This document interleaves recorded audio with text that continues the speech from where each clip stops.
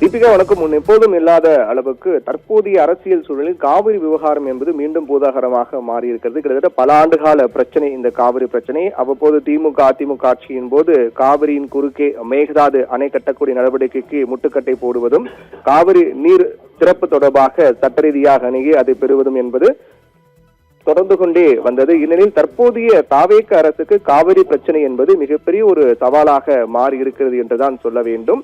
அதை அவர்கள் எப்படி எதிர்கொள்ள போகிறார்கள் என்பதையும் பொறுத்திருந்தான் பார்க்க வேண்டும். தற்போதைய பிரச்சனை என்னவென்றால், காவிரி ஒழுங்காற்று குழு மற்றும் காவிரி மேலாண்மை ஆணையம் என இரண்டும் அடுத்தடுத்து கூடி தமிழகத்தினுடைய கோரிக்கை ஏற்கப்பட்டு தமிழகத்திற்கு வினாடிக்கு 3500 கன அடி நீர் 15 நாட்களுக்கு திறக்க வேண்டும் என்று உத்தரவிட்டிருக்கிறது. ஆனால் அந்த உத்தரவை கர்நாடக அரசு பின்பற்ற மறுக்கிறது. காரணம், எங்களுக்கு போதுமான அளவு தண்ணீர் இல்லை, எங்களுக்கே தண்ணீர் இல்லாத போது எப்படி திறந்துவிட முடியும் என்ற ஒரு கருத்தை அவர்கள் முன்வைத்து தண்ணீர் திறக்க மறுத்து வருகிறார்கள்.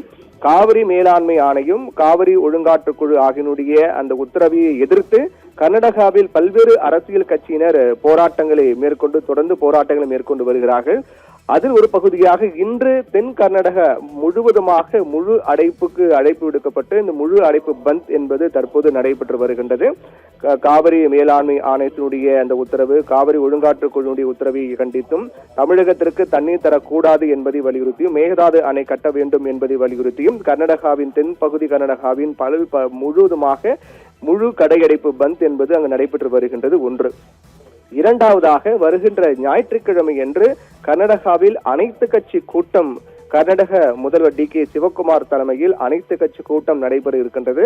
அந்த கூட்டத்தில் காவிரி ஒழுங்காற்று குழுவினுடைய உத்தரவு, காவிரி மேலாண்மை ஆணையத்தின் உத்தரவை எப்படி அதை மறுதளித்து கர்நாடக தேவையான கர்நாடக மக்களுக்கான ஒரு நிலை எப்படி கொண்டு வர வேண்டும், காவிரி விவகாரத்தில் அடுத்த கட்டமாக என்ன நடவடிக்கை எடுக்க வேண்டும், மேகதாது அணை குறித்து அடுத்த கட்டமாக என்ன நடவடிக்கை எடுக்கலாம் என்பது குறித்த மிக முக்கியமான முடிவுகள் அனைத்தும் வருகின்ற ஞாயிற்றுக்கிழமை என்று கர்நாடக அரசு எடுக்க இருக்கின்றது. ஒன்று.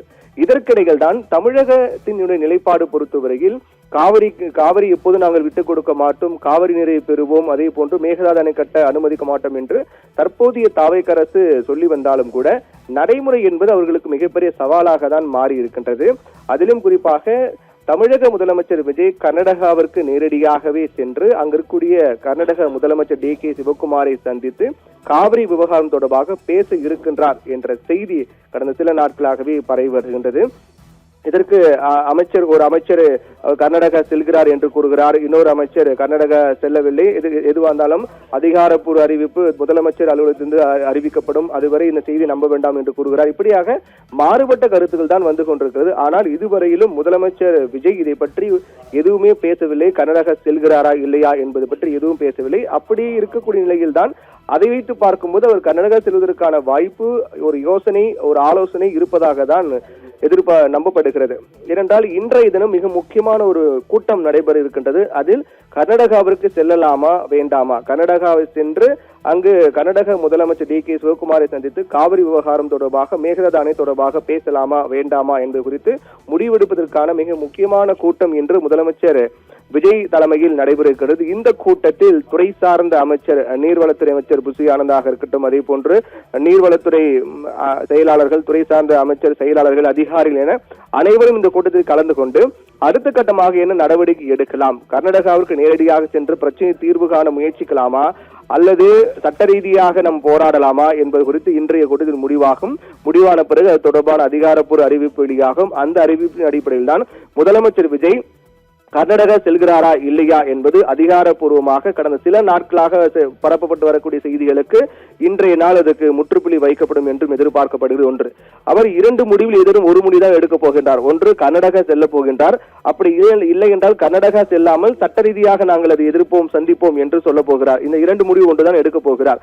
இதில் மிக முக்கியமாக பார்க்கப்பட வேண்டியது, ஒருவேளை கர்நாடகா சென்றால் என்ன நடக்கும் என்ற ஒரு கேள்வி எழுகிறது. ஏற்கனவே பல்வேறு அரசியல் கட்சியினுடைய தலைவர்கள், விவசாய சங்க தலைவர்கள் என அனைவரும் முதலமைச்சர் விஜய் கர்நாடகா செல்லக்கூடாது, ஏனென்றால் இது தனிப்பட்ட தாவேகாவுடைய கட்சி பிரச்சனை கிடையாது, ஒட்டுமொத்த தமிழக காவிரி விவசாயிகளுடைய பிரச்சனை, ஒட்டுமொத்த தமிழக மக்களுக்குமான பிரச்சனை, தமிழ்நாட்டுடைய பிரச்சனை. அப்படி இருக்கும்போது தனிப்பட்ட முறையில் அவர் கர்நாடகா சென்று ஏன் பேச வேண்டும்? ஏற்கனவே உச்சநீதிமன்றம் தீர்ப்பு உள்ளது, காவிரி மேலாண்மை ஆணையம் உத்தரவிட்டிருக்கிறது, அவ்வப்போது காவிரி ஒழுங்காற்றுக்குழு உத்தரவிட்டிருக்கிறது, காவிரி தீர்ப்பாயம் உத்தரவு இருக்கின்றது. இப்படி பல உத்தரவுகள் எல்லாம் இருக்கும்போது சட்ட ரீதியாக அவர் பிரதமரை தான் சந்திக்க வேண்டுமே தவிர கர்நாடகா சென்று கர்நாடக முதல்வரை சந்திக்க கூடாது என்று பல்வேறு அரசியல் கட்சியின் தலைவர்கள் வலியுறுத்தி வருகிறார்கள்.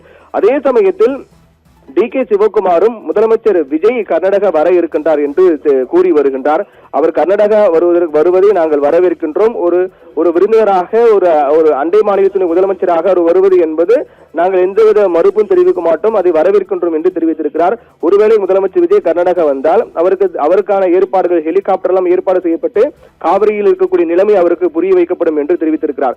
இதற்கு தமிழக விவசாயிகள் தரப்பிலும் தமிழக அரசியல் கட்சியின் தலைவர்கள் தரப்பிலும் கடும் எதிர்ப்பு இருக்கின்றது.